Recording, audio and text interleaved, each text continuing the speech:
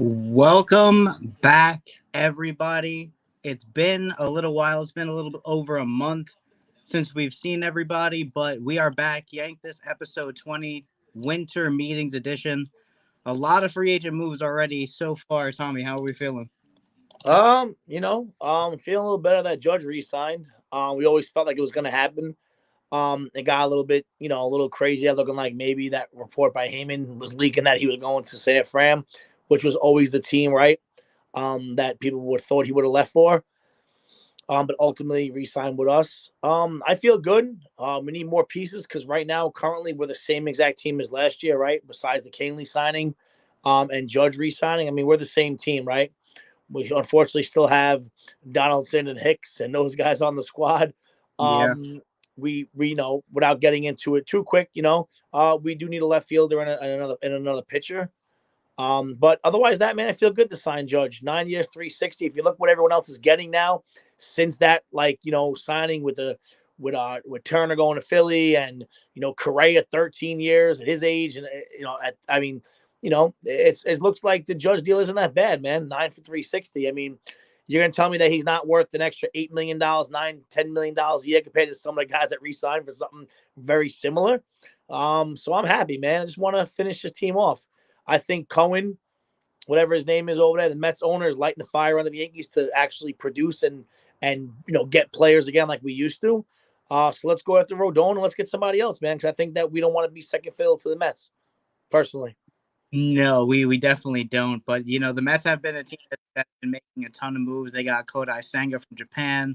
They got Yeah, but Robert. how realistically better do they really get? I mean, I know they signed some guys, but let's be honest, they still got holes in that lineup. Yeah, you got Senga, but who knows how good he's going to be, even though he's a good pitcher. I mean, is he going to be Masahiro Tanaka, or is he going to be as bad as like a Deki Irabu? Like, we don't know what kind of Japanese pitcher you're getting, right? Well, I mean, don't get me wrong, Scherzer and DeGrom is a swap, right? I mean, realistically, for how good they both are. I mean, so I just think that the Yankees need to start spending more money like we used to, and get back to the Yankees of old, because clearly going the way they've been going with getting younger and the players from the minors obviously ain't working either. So we got to do something here. all right, so with the deals, I'm gonna go down the list, and I want you to tell me if these are good or bad deals. All right, fair enough. Number one, you already talked about it, but just elaborate a little bit more. Aaron Judge, 9 years, 360. Yeah. So like I was telling you before, and talk to anybody else about it, dude. You cannot. There's no contract in baseball, okay, that after 7 years, 7, 8, or 9, you're like, oh my god, this is still an amazing deal.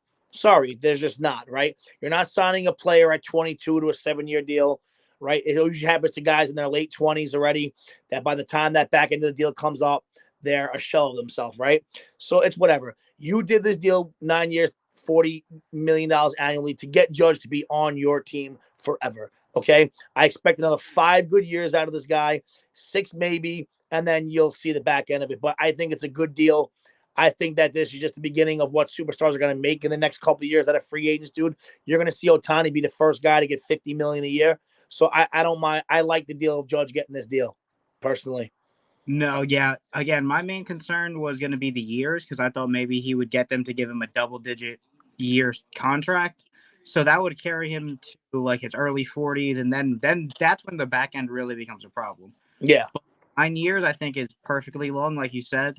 The back end, he's not going to play like he's going to play in the next couple of years. Of course, he's going to regress.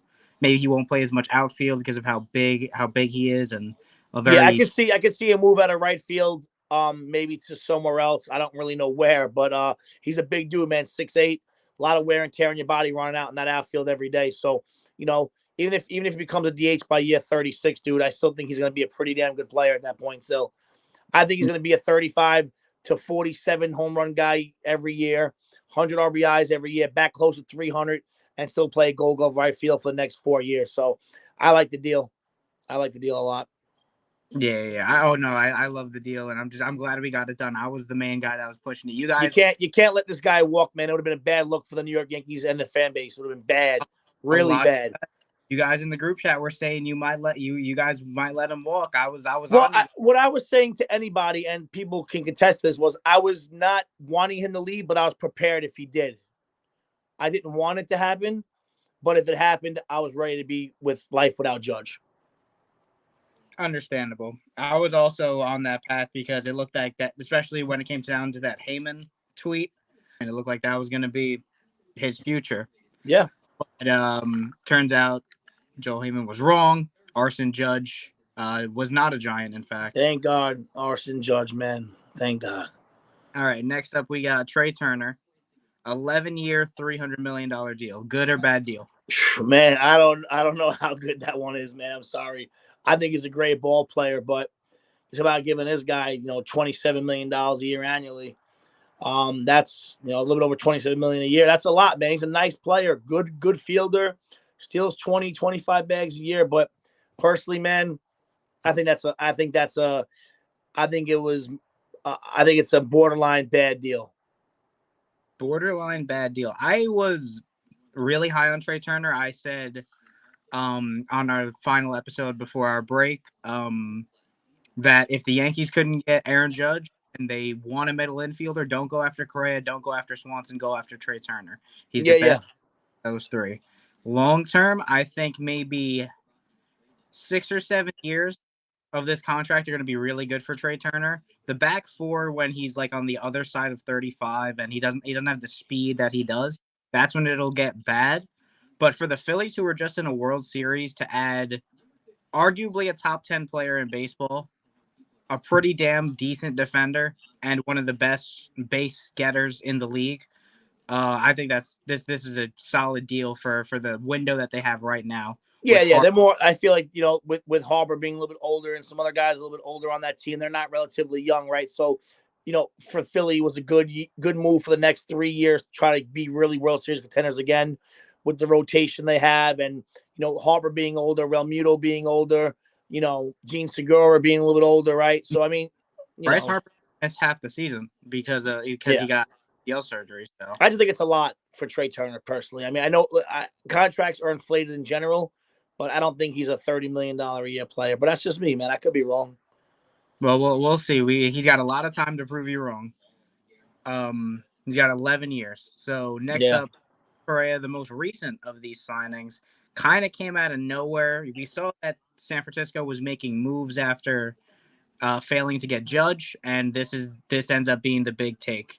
What do you think of this one? 13 years, 350. I think it's the worst one for sure. I think it's just San Fran needing to get a guy, wanting to get a guy, and took the guy that was available. Personally, you want to talk about guys who were injury prone getting monster deals with Judge. Dude, Judge hasn't been hurt in 3 years, okay? And when he was hurt, it was because of an oblique injury from his swing. It's not like he has a bad knee or bad back. This guy has a chronic bad back. 13 years, 350, dude. Yeah, that's a lot, man. That's really a lot if you ask me.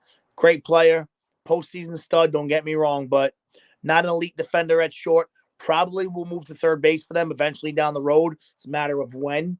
But I think it's kind of a deal they had to make because they needed to make a splash, but a bad deal if you ask me. All right, true enough. All right. I honestly agree with you completely. It's the fact that he's already approaching age 30.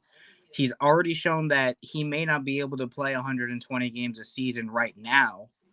And now with his back injury going down the line, maybe halfway through this contract, he's already going to start to regress. Yeah, I agree. I think it's brutally.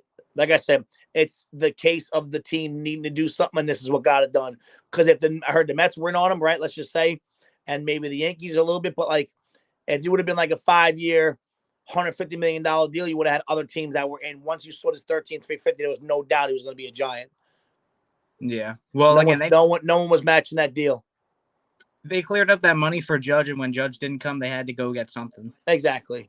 So you can't get Judge. You got to go with whoever else is there.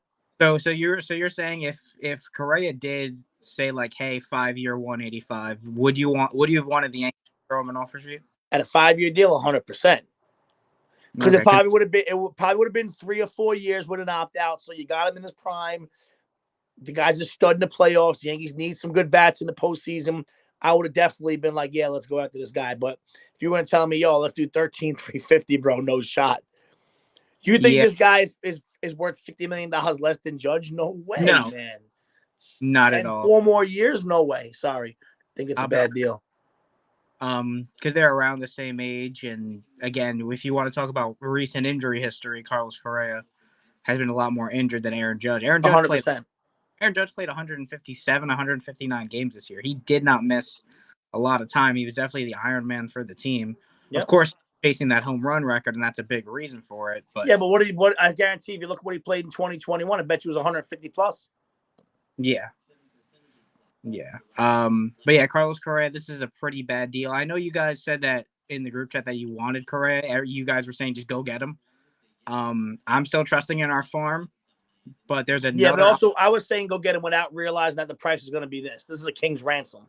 right. Okay, but where to? I've said trust in the rookies, but we do have one other guy that we are going to talk about in just a little bit. But next up is Jacob DeGrom, 5 years, 185 million. Good or bad deal? Man, it's tough because it's 30, a little bit over 30, I think $38 million a year, roughly, something like that. I don't know, man. He was pretty healthy last year, so but I think it's borderline on, as a more of a bad deal than a good deal if I had to put it towards one side. Just because the history with him, right? But I don't know, was that the Mets babying him last year and he didn't like it? I heard he didn't like the way that he was like handled, like during his injury time. So I don't know exactly the real story. You just hear rumblings about stuff, but I mean, if he makes 25 starts a year, then that's going to be a good deal because the guy's lights out when he's healthy, dude. He's the best pitcher in baseball right there. Yeah, no, So I mean, but it's a team in Texas that's not that good at all. They're more than a Jacob DeGrom away. They're like another starter away and another good bat and bullpen help away. But good deal for DeGrom, but bad deal overall, if you ask me. well, I mean, for Texas in particular, they have been adding this season. They re-signed Martin Perez, who had a breakout season. They signed someone else. I'm trying to see it on the scroll. I could just look for it here. But they did sign another starting pitcher. I think Andrew Heaney. Yes, Unless Heaney went there. Heaney went there. So they are bolstering their starting rotation. Another year of Corey Seager and Marcus Semien. That'll probably be better because they had to get used to the bigger ballpark. Yeah, And and so Simeon had a tough beginning for the season, but a good ending. You Seager, expect him to get better, but I think there's still some bullpen help away, another good bat away. So, overall bad deal. A lot of years for a guy who's hurt with some serious health, not like question mark health, like really bad health. So tough deal. right. And now we're from a former Met, we're gonna go to a couple of new Mets, or I would say recent signings. Justin Verlander, 2 years, 86 million. I think if the Judge deal wasn't perfect, this is probably the closest you're gonna get. Yeah, because you're not getting too many years, right? You don't care about the yearly salary annually. Obviously, Cohen doesn't. He's the Yeah. richest owner in baseball, so he doesn't care about the $43 million deal. The Mets, the Mets are another good bat away from being a very, very, very good team. You swap him out with Verlander. I mean, I'm sorry, swap Verlander out with DeGrom. You get a little bit of a more consistently not injured guy. Yes, DeGrom had that injury. I mean, Verlander, sorry, had the injury scare and the Tommy John, but he was lights out last year, dude. He won an AL Cy Young and had a 1.76 ERA. It's gross, dude. I think it's a good deal for Verlander, a great deal for the Mets, who are very much in win mode now. Mm-hmm. So I like the deal a lot. I would love to have him on my team. Trust me. Yeah, the money that they could have given to DeGrom if they wanted to match Texas's offer, that has just gone elsewhere. The Mets not only added Verlander, they added Quintana. Again, we talked about Kodai Senga, Robertson, and the final guy we're going to talk about here. But yeah, going just on Justin Verlander, great AL Cy Young season coming off of Tommy John, other side of 40. He's really pushing the boundaries of what it means to be an old pitcher in the MLB. Yeah. Um, but yeah, him and Scherzer, we know they work well. They made a World Series in Detroit. Who Yep. knows what they've done in the decades since? Maybe they're still close, maybe they're not. I've heard some things that they're they've grown apart. But if Garrett Cole and Josh Donaldson can work it out, I think these guys can work it out. Yeah, I think so too. I mean, Donaldson kids were hanging out with Cole's kids after Donaldson called him a big cheat. So I think everything will work out fine. Yeah. So everything should probably work out there. And if Verlander can prove that last year wasn't just a Cinderella season, to get everything back to Syndergaard just signed to the Dodgers. Breaking news. 1 year deal. Okay. But yeah, Verlander can just recreate, not even recreate what he did last year, because again, last year was above what he should probably be doing. But if he could stay around the 2.5 ERA, 200 innings, 200 strikeouts, maybe not 200 strikeouts, but 150 strikeouts, I think this is a success. Again, I think you nailed it on the head. They're a bat away, but able to resupply Walker, Bassett, and DeGrom with Quintana, Senga, and Verlander. I think that's a pretty good trade-off. Yep. And now the final guy that the Mets got, who honestly was the first person that was off the board this postseason, Edwin Diaz, 5 years, $102 million. Good or bad deal? I mean, the guy's the best. The guy's the best closer in baseball. Can't deny that. $20 million a year, big deal. I think it's the richest contract for a reliever ever, but totally warranted after what he did last year, dude. He came into the game when those annoying ass trumpets came on, man. As much as we didn't want to hear them when they came on, dude, it was pretty much lights out. So I think it's a good deal to lock up the best closer in the game, hypothetically speaking. So I think it was a good deal.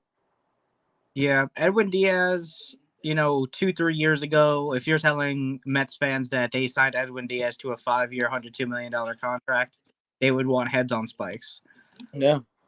But Edwin Diaz last year was the best closer in baseball. You kind of were forced to give him this contract or let him walk for nothing. I'm kind of lukewarm on the deal just because he's had a season and a half that's been elite, but the first season and a half before that, he was a little sketchy. Hopefully, he's turned this corner to where he is a consistent top reliever in the game type of pitcher. But I don't know. I wouldn't. I'm used to calling him Ed Lose Diaz for 3 years. I got to see a little bit more out of him to say this is a good or bad deal. But the last guy, I wanted to save this guy for last in particular because it opens up for us. Xander Bogaerts randomly ending up in San Diego. They already have Fernando Tatis, Manny Machado, Juan Soto, Jake Cronenworth, a top to bottom stack lineup. Good or bad deal for the Padres? Well, you got to figure out what you're gonna. I mean, Tatis is suspended for a while, right? So, half a season. Yeah. So half the season you'll have Bogarts be your everyday shortstop, and then when Tatis comes back, you're probably gonna go ahead and.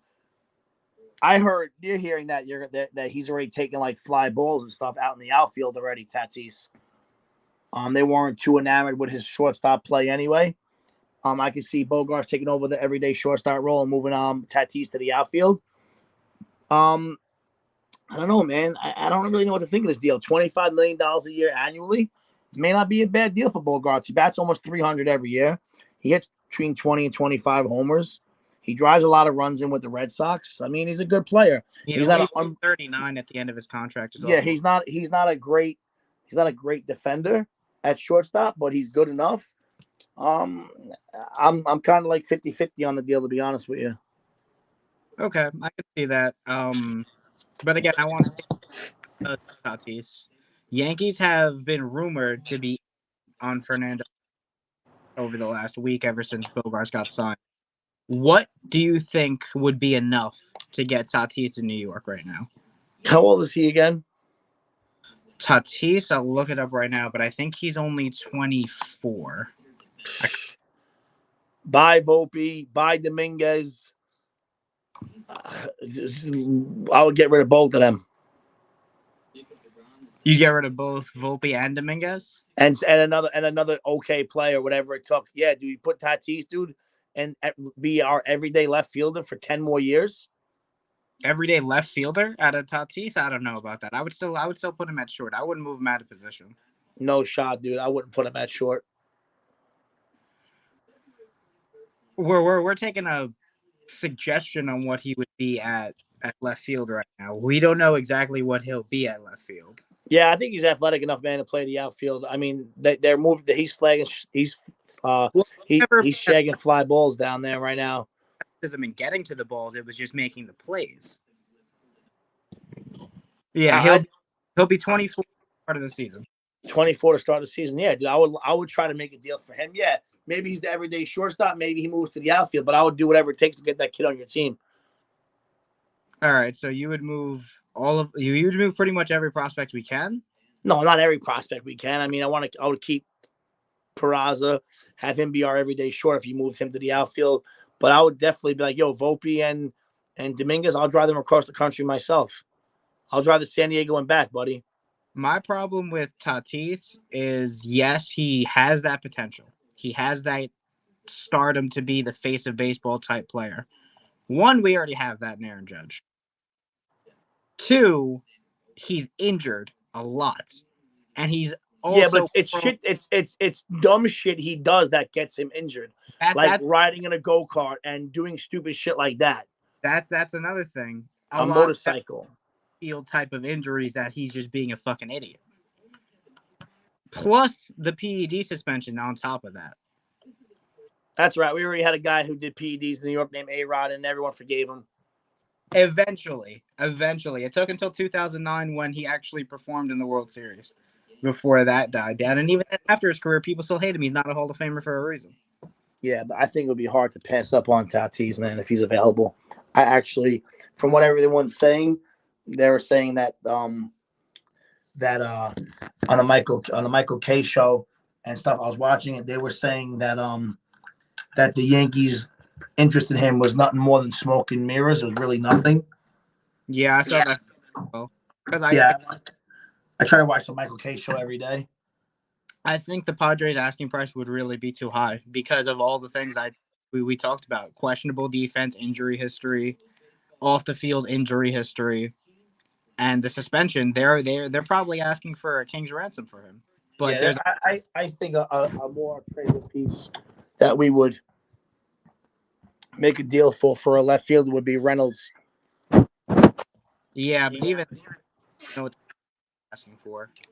Clearly, they're in no position to win right now, so probably expects. Yeah, but it all depends on what it would take to get him too. You know, he's 27, Reynolds already.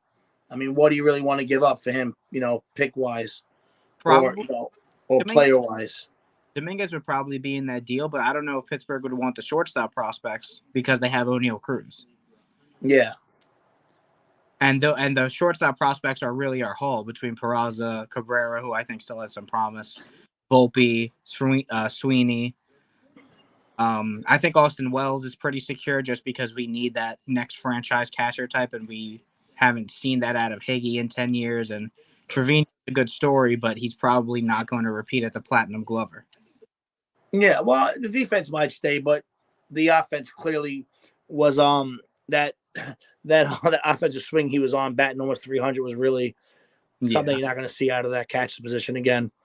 Yeah, so I think the catching prospects are safe, but I really don't know what you could give right now for Reynolds. I just don't want Hicks or Donaldson on the team come opening night. Yeah, well, like Ray said, remember in the chat, he's like, I would DFA them guys on the plane ride home after the playoff loss, Hicks and Donaldson. Listen, if they could, that's a lot of burnt money. Right now, you have a better chance to trade Hicks than Donaldson. Yeah. Someone could use Hicks as a fourth outfielder, a switch hitting outfielder who's still good defensively. I honestly thought that we were gonna trade him in the Benintendi deal just because he fit everything Benintendi did, but cheaper. Yeah, that's another guy who wouldn't mind re-signing Benintendi. Yeah, I really want Benintendi back just because that defense between Bader, Benintendi, and Judge, there's not going to be a lot that hits the grass in the outfield. No, those guys, that's probably one of the better outfielding, outfields in the league. Yeah. Brian Reynolds, I'd be lying if I said I watched a ton of Pirates games, but I do know he's a pretty above average defender. He's pretty above average at everything across the board, but I don't know if I'd move him. I'd really go after Benintendi.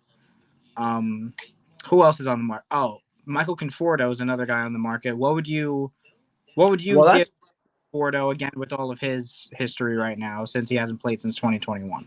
I really don't even know what kind of money to throw at it. Was it 2 year, $10 million deal? Is that too much? Is that not enough? Like I don't even know what would you get? Like where would it get it done? I don't know, but I would sign him to a 2 year deal. Okay. Would you sign him to a minor league deal or a major league deal? Yeah, I think he's still a major league deal kind of a guy. I don't think he's a minor league guy. Like, dude, there's no way that Conforto is only going to be worth a minor league deal invite to camp. Like that would be crazy, and that's all he gets. If that's the case, you better get this guy invited to fucking Yankee camp then, dude. In Tampa, he was a good player. He's a 30-something home run guy, dude, and a bigger Met field, bigger city field. Yeah, Sorry. yeah, enough. I mean, come on, dude. The guy will hit bombs at Yankee Stadium and play a good left field. Like, I just don't know like how bad the injury was and all that stuff. So I don't know. I mean, it's worth taking a look at it. Taking a flyer on him if you can't get Benintendi. No, yeah. Plus, Benintendi wants to stay a Yankee from all the reports that are being. Yeah, So I'd love to keep Benintendi. Conforto's an option. The other guy we were looking at, I forgot he was the Japanese prospect, but he went to Boston. yeah, Yoshida. Yeah, I couldn't find his contract details. That's why he's not down there. But Yeah, I'll tell you Yoshida, what though. I hear a lot of rumblings about Torres getting moved for Ian Happ. yeah, Gleyber Torres got to go. He's kind of just. Well, by getting rid of Torres, it opens up the second base for every day for DJ. And then if you get Ian Happ back, that solves your left field problem. Yeah, true enough. True enough. You do solve that problem in left field. Plus, they did just sign Cody Bellinger, so maybe they move him to left. Ian Happ's not a bad ball player at all. No, not at all. He was another guy that the team was looking at the trade at the Yep. trade. I mean, I guarantee if you look up his numbers for last year, they were better than what we thought. For Ian Happ, Yeah, let's see what they were. I'll look it up right now. But Just wondering what they were the last couple of years. yeah, no problem. Ian Happ, he's solid, but I'm not sure. I feel like we can get more out of Glaber and a prospect haul than just Ian Happ.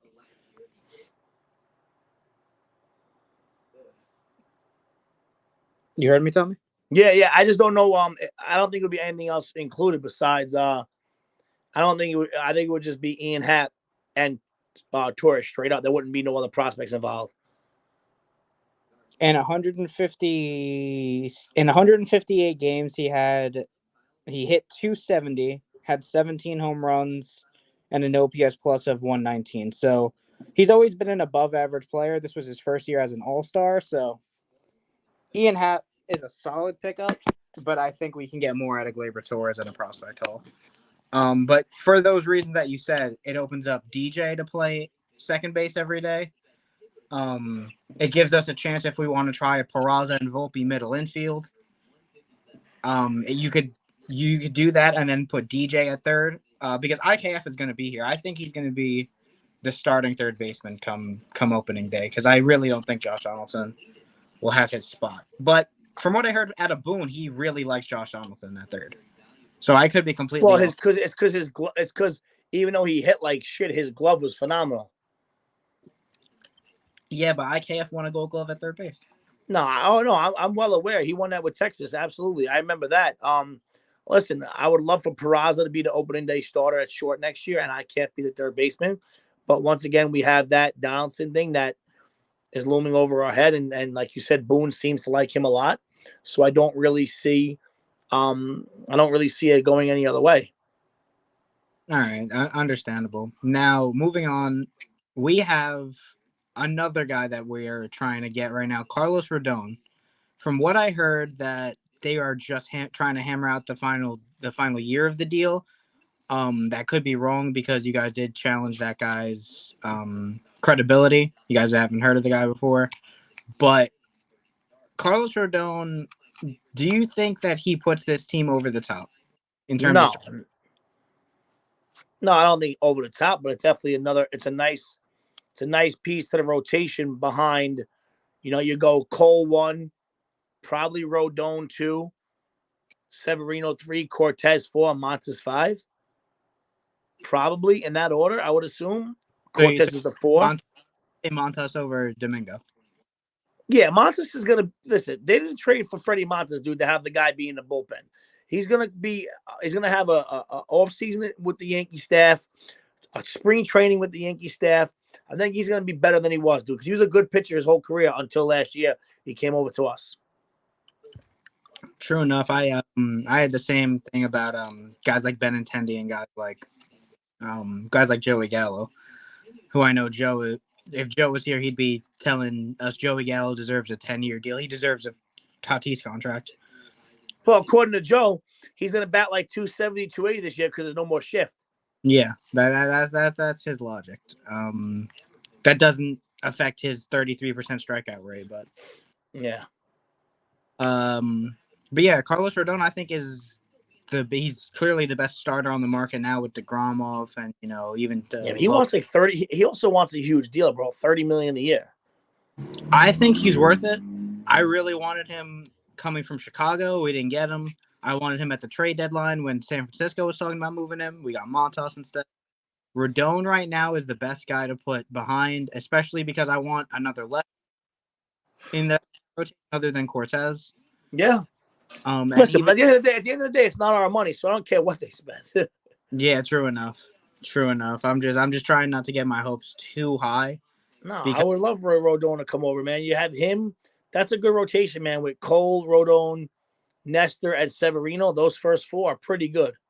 yeah, and if Montas does still suck, you could rotate him out with Domingo or Clark Schmidt if he's exactly. yeah, top to bottom. That brings up another point that I told you don't need a fifth starter. That's why Monty was shipped out for Bader. I like we won't go there. We won't go there. We won't go there. We won't go there. That's all I'm saying. I can tell you that Jordan Montgomery did more than Frankie Montas in the postseason this year. I'll tell you that Bader did a lot more than Montgomery did, buddy. Bader kept us in some of those games with his defense and those timely home runs. Yeah, Bader was definitely the best player on our team. Dude, Bader was the best player for us in the playoff, dude. He played a great center field as he always does, and he hit some timely bombs, man. The rest of the team just couldn't get it done. Yeah, him and even Gleyber did pretty well during the playoffs. He didn't. Dude, Bader just like his personality and like his flamboyancy kind of just like fits New York. You know what I mean? Sure. He's at Knicks games, bro, courtside with Nestor, like throwing up like the sign. Like he's just a New York guy, Bader, man. He loves seeing it. Yeah, and I also see him at Ranger games too sometimes. Yeah, bro, he's an animal, dude. I like the guy a lot. But yeah, Rodon still not signed, but hopefully. What are the other teams that are in on him? Do you know? I've heard the Mets, I've heard the Giants are still in on him, but Giants keep signing people, so I don't know how in they are. Yeah, honestly, I really don't know who else is in on a Rodon sweepstakes. Maybe San Fran, again, but I really don't know. The Mets. A team a dark horse for St. Louis. Who? St. Louis. St. Louis is a dark horse? I don't know. I really don't even know who's in on him, man. I really think it's the Yankees. It's the Yankees' deal to mess up. Right. Personally. Right. Well, it was like that with Aaron Judge, and we got that done. So. Well, no, I tell you what, dude. No one. I really don't know who could get this guy because no one saw Bogarts to San Diego. That's true. No, I was that was. San Diego offered everybody a deal. They offered Judge 400. They offered Trey Turner 360. They both said no, and then they went and got Bogarts. So like they were in for everybody. That really did come out of nowhere. I really thought he was going to go back to Boston. From what I heard, talks were progressing nicely, and then he's a Padre. But I would took Xander Bogarts on the Yankees, bro, in a heartbeat. Really? Oh my God, dude! Questionable defense. Huh? He's another guy with questionable defense. I don't care, man. Put him at shortstop, dude. I'll worry about the defense later. The guy was good, man. He's 25 home runs every year. Bats 300. It's the kind of guy you want in your lineup. You know what I mean? Yeah. I don't. I'll take a little bit hit of a defense for the guy to be a 300 hitter. You know what I'm saying? All right. I'm gonna list off some free agents right now still available. Would you want this guy? Let's say it's like a 3 or better year deal. JD Martinez. Now, what is this now? A 3 or what? 3 or better year deal. If JD Martinez took a flyer with the Yankees and said, "I want 3 years, 45 million, 50 million." No, no, All right, Justin Turner, no, Nate Eovaldi, no. Aroldis. Oh no, not Aroldis Chapman. Michael Brantley. Yes. Brantley is a guy that I think should, but I think his asking price will be too high, even though he is 35. So I don't know if he'll want to push that too The guy much. bats almost 300 every year. He's a great player. Yeah. Would you take a flyer? Now, it's not a 3-year deal, but like, would you take a 1-year flyer? Would you give in to Joe and take Joey Gallo back for a 1-year prove it deal without the shift?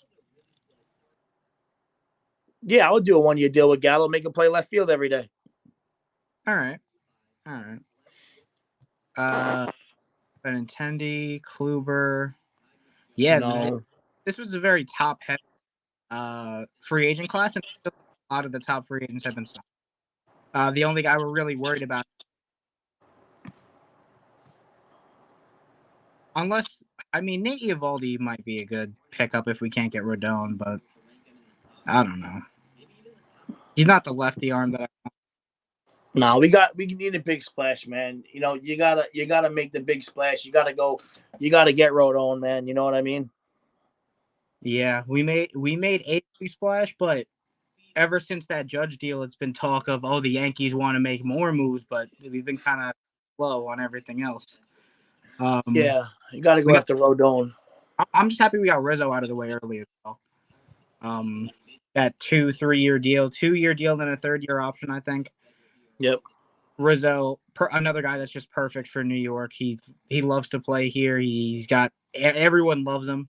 He's just like Bader. So glad we got that done, especially because the first base market crashed here. You had like Josh Yeah. Bell. Plus, he had a down year batting average, a little less than what he usually does, but still hit 30 home runs, 32, I believe, tied his Yep.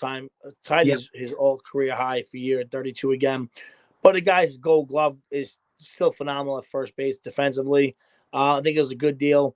I know him and Judge are close, so that was nice. Yeah. Rizzo, I think, is again the perfect first baseman for New York. He's a guy power. He's a guy that can hit either before or after Judge because he can get on base. He's one of the best. He's got some of the best discipline at the plate in the league. So Rizzo, good pickup. I should have put him on the slide, but I just remembered I saw him at the bottom of the scroll. So It's all good.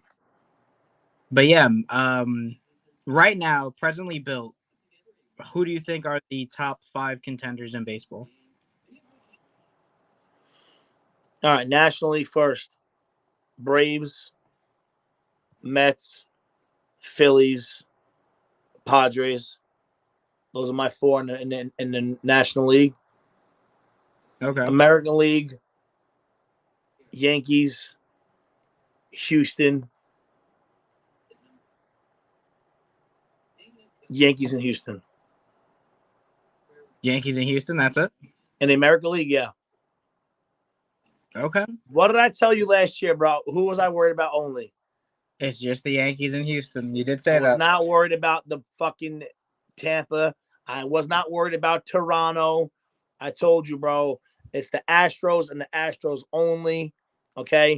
The National Tampa? League, dude.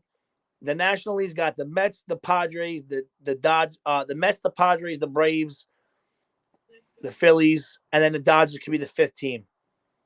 Okay. And then I think in the American League, you only got the Yankees and the Red Sox. Listen, I think Tampa. You mean the Astros? Yankees and Houston. Think about it. Let's go division by division in American League, just to show you it's just them two. AL East. You have the Yankees. You're not worried about Tampa. Red Sox not going to be as good now. He's lost Bogey, right? I called the Phillies this year. I'm saying Tampa's the sleeper team this year. All right, so you put them down as your sleeper. But for me, they're sleeping. They're your sleeper, but they're sleeping for me. So the American League East, you only got the Yankees. Now Shane Baz, Shane McClanahan, they're going to have one of the best rotations in baseball. They lost Kiermaier. They're not good offensively. Kiermaier's back. Kiermaier lost a lot of his speed. I'm just saying, man. They're not. You look at the AL Central. Eflin. You got the AL Central. Detroit, Cleveland, That's it. The rest of the division sucks. The White Sox never do it, right? AL West, the Angels suck. The Mariners or whatever, dude, they might be a nice little story, but they're not that great. Like, let's be honest. And then that's it. And then the AL West, it's just not good teams, man. It's the Yankees in Houston, dude. That's it. I think the Rays have a shot. All right. You can think about the Rays when they finish 10 games behind the Yankees again next year. That was just sleeping. A historic start this season. All right. Yeah, but but historic start. But if we would have played that how we were supposed to be, we would have won 95 games again anyway. Tampa Bay was hampered by injuries all year. They didn't have Tyler Glasnow until 20 games left into the year. They lost Shane Baz 20 games into the year. They lost McClanahan towards the end of the season, who was having a Cy Young caliber season. And now they added Zach Eflin, who was just in a World Series and pitched pretty damn well. They did lose Mike Zunino, but they're gonna get Francisco Mejia back. They're gonna get a full healthy season of Wander Franco. Brandon Lau is probably gonna have it. I doubt Brandon Lau is gonna be as bad as he was this year. Dead, bro. They'll finish third in the division again behind Yankees and Toronto. I'm not worried. That's a team I'm not worried about. Toronto. Yeah, I think they're just too young. They haven't done it yet. So yeah, I don't care about Carlos. Yankees Houston, bro. It's Yankees Houston's always Yankees Houston the last couple of years.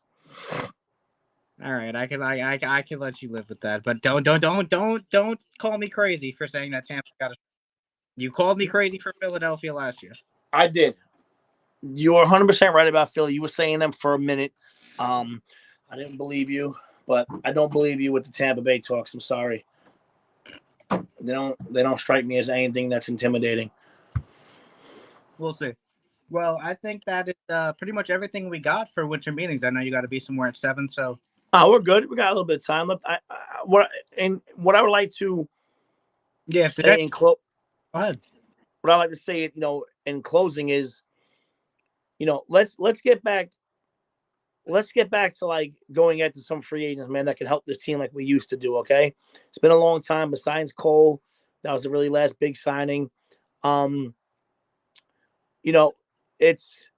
It's like, come on, like it's go time. Like let's other teams that are rivals and another team in our own city that's stepping it up now. The Mets are really good. Like, come on, man. Like, let's get back to those ways of like going and saying, okay, this is what you want. Well, here you go. Let's go. Go after it, man. What you're doing is not working. The mix and matching a bullpen or mix matching a rotation and whatever else is just clearly not what is working. So let's do something else. And not saying every time we used to go and get big free agents that it worked as well, but like, come on, show me that you want to be after it. Like Hal did with Judge. I don't know if you saw the report, but Hal was in Italy and heard that Judge was flying to San Diego to meet with the Padres for the $400 million deal. Did you hear about that or no? No, I didn't hear about that at all. Okay, I wish I would have screenshot. I actually thought I did. I was watching ESPN or whatever it was, or Michael K show the next day. That's what else was Michael K show the day after the morning of Judge signed. That day of the Michael K show at 3:00, I go home from work at like 4:00, watching the show. There's a report that Judge was flying in San Diego to meet with the Padres about a $400 million deal. Okay, Steinbrenner got wind of that. He personally called up Judge himself and said something, whatever. It said that he said to the Judge, "Do you want to be a Yankee?" Judge said yes. He goes, "Okay, we'll match the 9,360 that the Giants are giving you." Now, granted, he went there to meet the Padres, but that was for more money. Right. I think Heyman might have misjumped the gun by saying that it was definitely happening, but that 9 for 360 was definitely real from the Giants. Right. And there might have been some rumblings from that he was going to accept it. Obviously, never happened, but Steinbrenner got nervous and called up Judge himself and said, do you want to be a Yankee? He said yes, and he said, all right, 9 for 360 is what it is, and then that was it. That's how the phone call ended. And Judge, so supposedly, dude, Judge was calling his teammates Sunday night, letting them know that he was re-signing with the Yankees, like Nestor and those guys. He was calling them and letting them know. Right. No, I did not hear that story. I must have missed that episode. Yep, I watched it on the Michael K show, dude. It was awesome. Yeah. Was that today? No, you said the day of. That was the day that Judge signed. Okay. Yeah, that 3 o'clock episode when the show starts, or 2 o'clock, whenever the Michael K show starts. Yep, there was the same deal with Giants that was matched, and it was a bigger deal on the table from the Padres. And he went and he's like, "Yep, I want to be a Yankee." And he said, "Okay, done." And he went 9 for 360. So I just want us to get better, man. Because right now we're the same team. Like Ray said, what does it matter if we re-sign Judge if we don't get a left fielder and another starter? Yeah, those are still our two big needs, but I don't think it hasn't worked out in the last decade. You can't really buy championships. Every team that's tried has failed. Look at the Dodgers, look at us. We've tried to buy the championships and we just haven't. Um Yankees had the highest decade-long payroll of the 2010s, and we didn't make one World Series. Yeah, no, I know. It's not definitely, like I said, it's definitely not all about just buying the players, but you want to know what? Let's just at least correct the spots that we can correct and we can improve. If you go ahead and say, hey, Yankees got to improve in 2 spots only right now. Well, I think it's 3. Yankees got to, I think catcher, left field, and a starting pitcher. Yeah, the catcher market is a crapshoot though. Yeah, so that's what I'm saying. So you're really not going to improve there, right? So really left field and starting pitcher. If we get Rodon